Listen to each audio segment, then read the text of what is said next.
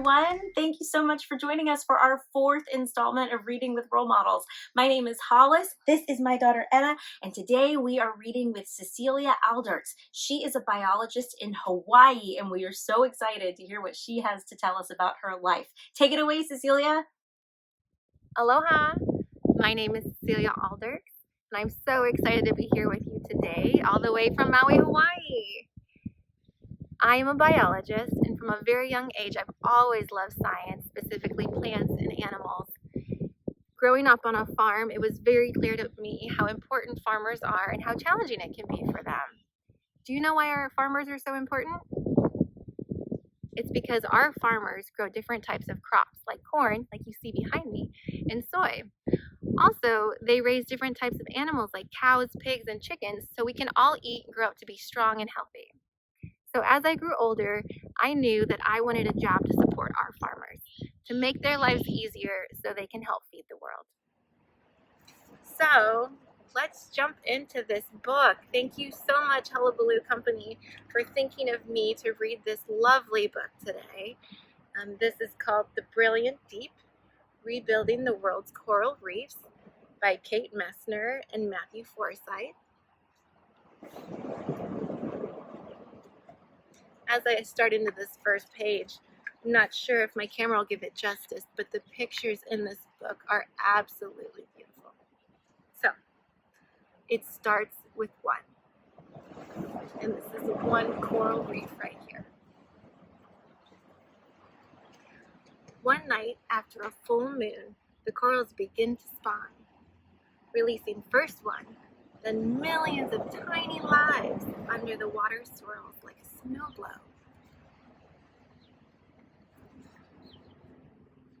Ken Nedmeyer grew up near Florida's Kennedy Space Center watching America race towards the moon. Before men took off in rockets, Ken's father worked at NASA as an engineer. Ken watched his father's team send up unmanned rockets, Little Joe, Redstone, Atlas, towards the stars.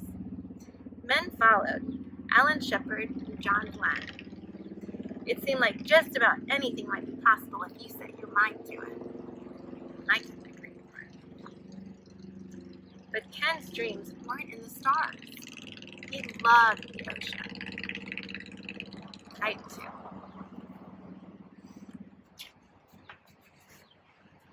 He watched TV shows about underwater explorer Jackie Cousteau.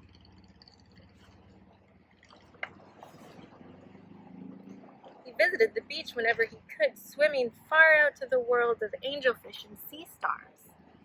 The reefs of the Florida Keys teemed with life. They painted the ocean floor fire red and murky gold. How could the reefs grow so large? What made all the different colors and shapes? How could such tiny creatures build such elaborate homes of rock? Ken learned to scuba dive and began collecting fish to keep and study at home. At one point, he had 30 aquariums in his bedroom, all bursting with life. Can you believe it? 30 aquariums, that's a lot. Ken's favorite place was always out on the reef, until things began to change. One summer, hotter than the rest, Ken noticed that the corals were losing their color, and there weren't as many fish. And here you can see Ken scuba diving, checking out the coral reef, and you can see there's hardly any fish and the coral is losing its color. The sea urchins started to die. They are the gardeners of the reef, tiny groundkeepers who control the algae. But Ken didn't know that at the time. Even scientists didn't understand what an important role the sea urchins played until they were gone. Ken watched his favorite place in the world begin to fade away. The reefs were dying, and it seemed like there was nothing he could do to save them. But one day that changed. Ken was all grown up, operating a live rock farm in the Florida Keys. Live rocks really aren't alive. They're rocks covered with algae, mollusks, sponges, and other invertebrates. They're used in saltwater aquariums as decoration and to filter waste from the water turning poisons like ammonia and nitrates into harmless compounds. This makes the water safer and healthier for everything that lives in it. And growing them is really just a matter of patience, placing rows of bare rocks on the ocean floor and waiting for the marine life to move in. On one moonlit night, a nearby coral colony spawned, and a few of those delicate lives found their ways to Ken's rocks. They grew into staghorn corals. Staghorn corals are protected, illegal to take from the ocean floor, but the law says if the coral colony grows on a live rock farm, the owner can keep it.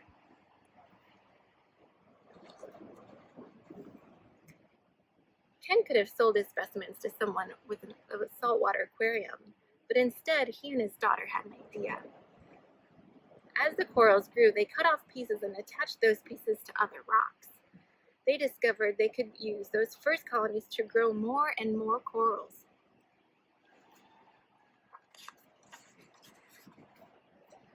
What would happen if someone grew a coral colony and then tried to plant it on a dying reef? Would it grow? Could that colony help rebuild Ken's reef he loved so much? Could a reef come back to life? Ken made plans to go to the reef, where he loved diving as a kid, to find out. He selected coral colonies.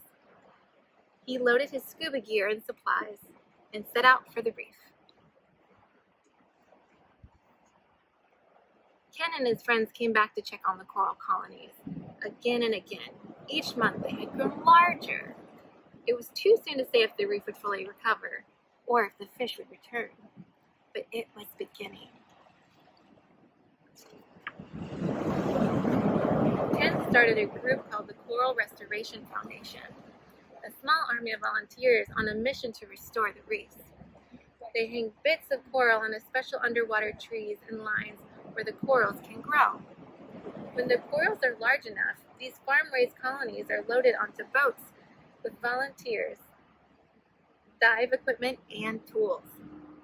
Here you can see here what that looked like. Then it's out to a new home, one the corals will help build. Volunteers take great care with this homecoming.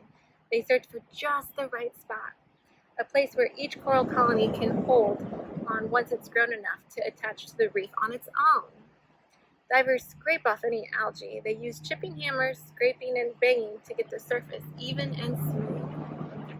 Then, with a careful dab of epoxy, just the size of a Hershey's Kiss, which I love Hershey Kisses, volunteers attach the coral colonies, piece by piece, arm by arm, hoping they will grow on their own. Today, the transplants are not only surviving, but reproducing. Ken's group has planted tens of thousands of coral colonies on reefs in Florida Keys. And now he's working with other countries, teaching people how to grow corals of their own to save the reefs they love too. Check out those colors in the fish.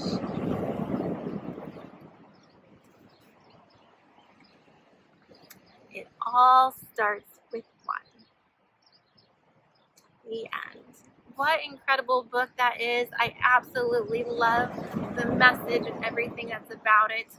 Guys, if you ever have an idea, something that you're passionate about, please move forward with it. It only takes one, just like Ken said. So thank you again so much, Kate Messner and Matthew Forsythe, for this incredible book. I absolutely love it. So I wanted to take this time to introduce to you all my son. This is Asher. Can you say hi? Can you say hi? Yeah, good job. Oh, and this is Hensley, our dog. I guess she wanted to say hi too. Hensley definitely makes Asher giggle.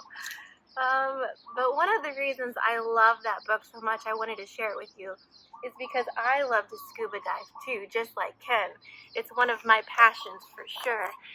So I wanted to first share with you all the stuff that I have that I use every time I go scuba diving.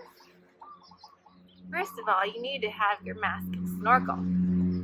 This is, so you can see all the fish, and this is just for backup, just in case. Can you see anything? There you go.